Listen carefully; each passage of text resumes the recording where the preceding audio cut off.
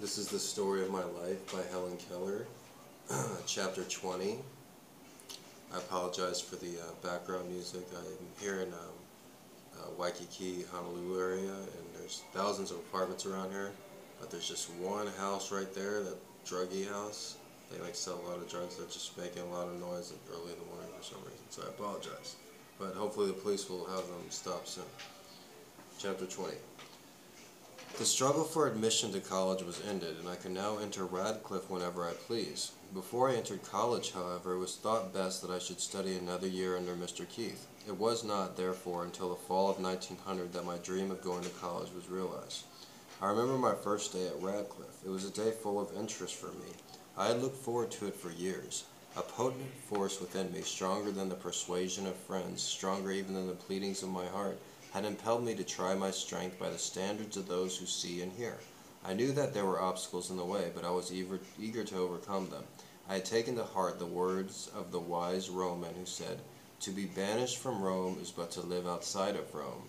Debarred from the great highways of knowledge, I was compelled to make the journey across country by unfrequented roads, that was all. And I knew that in college there were many bypaths where I could touch hands with girls who were thinking, loving, and struggling like me. I began my studies with eagerness. Before me I saw a new world opening in beauty and light, and I felt within me the capacity to know all things. In the wonderland of mind I should be as free as another. Its people, scenery, manners, joys, tragedies should be living, tangible interpreters of the real world. The lecture hall seemed filled with the spirit of the great and the wise, and I thought the professors were the embodiment of this wisdom.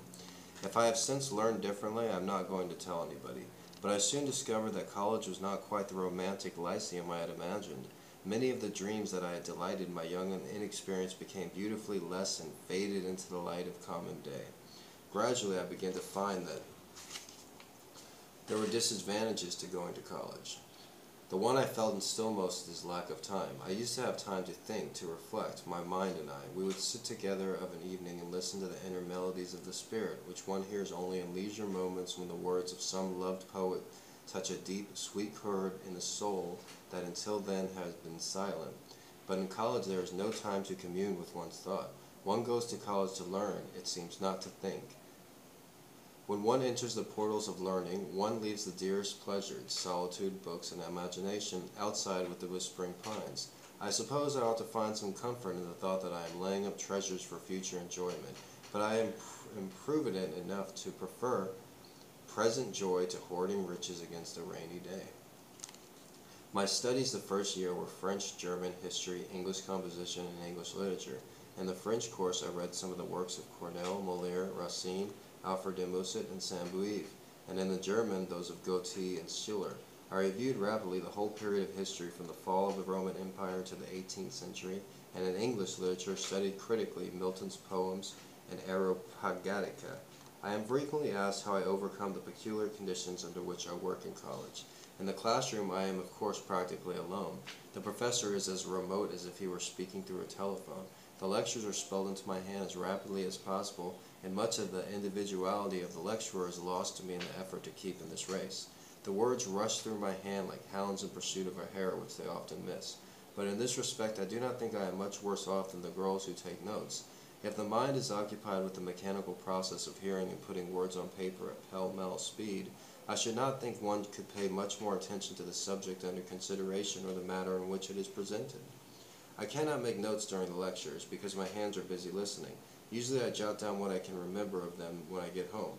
I write the exercises, daily themes, criticisms, and hour tests, the mid-year and the final examinations on my typewriter, so that the professors have no difficulty in finding out how little I know. When I began the study of Latin prosody, I devised and explained to my professors a system of signs indicating the different meters and quantities. I use the Hammond typewriter. I have tried many machines, and I find the Hammond is the best adapted to the peculiar needs of my work. With this machine, movable type shuffles can be used, and one can have several shuttles, each with a different set of characters, Greek, French, or mathematical, according to the kind of writing one wishes to do on the typewriter. Without it, I doubt I could go to college. Very few of the books required in this various courses are printed for the blind, and I am obliged to have them spelled into my hand. Consequently, I need more time to prepare my lesson than other girls. The manual part takes longer, and I have perplexities which they have not. There are days when the close attention I must give to details chafes my spirit, and the thought that I must spend hours reading a few chapters while in the world without other girls are laughing and singing and dancing makes me rebellious, but I soon recover my buoyancy and laugh the discontent out of my heart. For, after all, everyone who wishes to gain true knowledge must climb the hill of difficulty alone, and since there is no royal road to the summit, I must zigzag it in my own way. I slip back many times. I fall, I stand still, I run against the edge of hidden obstacles, I lose my temper, and find it again and keep it better. I trudge on, I gain a little, I feel encouraged, I get more eager and climb higher and begin to see the widening horizon. Every struggle is a victory. One more effort and I reach the luminous cloud, the blue depths of the sky, the uplands of my desire. I am not always alone, however. In these struggles, Mr. William Wade and Mr. E. Allen, principal of the Pennsylvania Institution for the Instruction of the Blind, get for me many of the books I need in raised prints. Their thoughtfulness has been more of a help and encouragement to me than they will ever know. Last year, my second year at Radcliffe, I studied English composition, the Bible as English literature, the governments of America and Europe, the Odes of Horace, and Latin comedy. The class in composition was the pleasantest. It was very lively. The lectures were always interesting, vivacious, witty. For the instructor, Mr. Charles Townsend Copeland, more than anyone else I have had until this year, brings before you literature in all of its original freshness and power. For 1 short hour you are permitted to drink in the eternal beauty of the old masters without needless interpretation or exposition. You revel in their fine thought. You enjoy with all your soul the sweet thunder of the Old Testament, forgetting the existence of Jawa and Olium.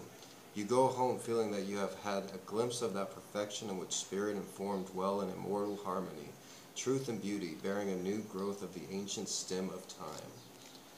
This year is the happiest because I am studying subjects that especially interest me: economics, Elizabethan literature, Shakespeare under Professor George L. Kittredge, and the history of philosophy under Professor Josiah Royce. Though philosophy, one enters with sympathy of comprehension into the traditions of remote ages and other modes of thought, which erewhile seemed alien and without reason. But college is not the universal Athens I thought it was. There one does not meet the great and the wise face to face. One does not even feel their living touch. They are there, it is true, but they seem mummified. We must extract them from the cranied wall of learning and dissect and analyze them before we can be sure that we have a Milton or an Isaiah, and not merely a clever imitation. Many scholars forget, it seems to me, that our enjoyment of the great works of literature depends more upon the depth of our sympathy than upon our understanding. The trouble is that very few of their laborious explanations stick in the memory. The mind drops them as a branch drops its overripe fruit. It is possible to know a flower, root, and stem and all the processes of growth, and yet to have no appreciation of the flower fresh bathed in heaven's dew. Again and again I ask impatiently, why concern myself with these explanations and hypotheses? They fly hither and thither in my thought like blind birds beating the air with ineffectual wings. I do not mean to object to a thorough knowledge of the famous works we read. I object only to the interminable comments and bewildering criticism that teach but one thing. There are as many opinions as there are men, but when a great scholar like Professor Kittredge interprets what the master says, it is as if a new sight were given to the blind. He brings back Shakespeare, the poet. There are, however, times where I long to sweep away half the things I am expected to learn. For the overtaxed mind cannot enjoy the treasure that is secured at the greatest cost. It is impossible, I think, to read in one day 4 or 5 different books in different languages and treating of widely different subjects and not lose sight of the very ends for which one reads. When one reads hurriedly and nervously, having in mind written tests and examinations, one's brain becomes encumbered with a lot of choice bric-a-brac for which there seems to be little use. At the present time, my mind is so full of heterogeneous matter that I almost despair of ever being able to put it in order. Whenever I enter the region that was the kingdom of my mind, I feel like the proverbial bull in the china shop. 1,000 odds and ends of knowledge come crashing about my head like hailstones, and when I try to escape them, theme goblins and college nixes of all sorts pursue me, until I wish, oh, may I be forgiven the wicked wish, that I might smash the idols I came to worship. But the examinations are the chief bugbearers of my college life. Although I have faced them many times and cast them down and made them bite the dust, yet they rise again and menace me with pale looks, until like Bob Acres I feel my courage oozing out of my finger ends. The days before these ordeals take place are spent in cramming your mind with mystic formula and indigestible dates, unpalatable diets, until you wish the books and science and you were buried in the depths of the sea. Until you wish that books and science and you were buried in the depths of the sea. At last the dreaded hour arrives, and you are favored being indeed if you feel prepared and are able at the right time to call your standard thoughts that will aid you in the supreme effort. It happens too often that your trumpet call is unheeded. It is most perplexing and exasperating that just as the moment when you need your memory and a nice sense of discrimination, these faculties take to themselves wings and fly away. The facts you have garnered with such infinite trouble invariably fail you at a pinch. Give a brief account of Huss and his work. Huss? Who was he and what did he do? The name looks strangely familiar. You ransack your budget of historical facts, much as you would hunt for a bit of silk in a rag bag. You are sure it is somewhere in your mind near the top. You saw it there the other day when you were looking up the beginnings of the Reformation. But where is it now? You fish out all manners of odds and ends in knowledge, revolutions, schisms, massacres, systems of government. But Huss, where is he? You are amazed at all the things you know which are not on the examination paper. In desperation, you seize the budget and dump everything out. And there in the corner is your man, sincerely brooding of his own private thought, unconscious to the catastrophe what he has brought to you. Just when the proctor informs you that the time is up, with a feeling of intense disgust, you kick the mass of rubbish into a corner and go home, your head full of revolutionary schemes to abolish the divine right of professors to ask questions without the consent of the questioned. It comes over me that in the last 2 or 3 pages of this chapter I have used figures which will turn launch against me. Ah, here they are, the mixed metaphors mocking and strutting about before me, pointing to the bull in the china shop assailed by hailstones and the bugbears with pale looks, an unanalyzed species. Let them mock on. The words describe so exactly the atmosphere of jostling, tumbling ideas I live in that I will wink in at them at once, and put on a deliberate air to say that my ideas of college have changed. While my days at Radcliffe were still in the future, they were encircled with a halo of romance, which they had lost. But in the transition from romantic to actual, I have learned many things I should never have known, had I not tried the experiment. One of them is the precious science of our patience, which teaches us that we should take our education as we would take a walk in the country, leisurely, our minds hospitably open to impressions of every sort. Such knowledge floods the soul unseen with a soundness tidal way of deepening thought. Knowledge is power. Rather, knowledge is happiness, because to have knowledge broad, deep knowledge, is to know true ends from false and lofty things from low. To know the thoughts and deeds that have marked man's progress is to feel the great heart-throbs of humanity through centuries. And if one does not feel in the pulsations of heavenward striving, one must indeed be deaf to the harmonies of life. That was Helen Keller, Chapter 20. I apologize about the background noise. Reading is frowned upon in Hawaii. You don't ever see anybody reading, and it's like most of the people dislike it because it's one of the most illiterate states in the United States. But this knowledge, Helen Keller talks about how she doesn't like the fact that college is all thrown at her, and she likes to take her time with everything, and learning is the best way to just take your time. I can totally relate to that. When I took my time in college, I took 7 years to get a 4-year degree, but I actually dropped out of high school, went to community college, made straight A's there. I was editor of the newspaper, and I transferred to one of the best universities, one of the best public universities in the country, the University of Texas. You were supposed to have 120 credits to graduate, but I graduated with more like 220, because I realized, like I said, I really loved learning. That was Helen Keller, Chapter 20.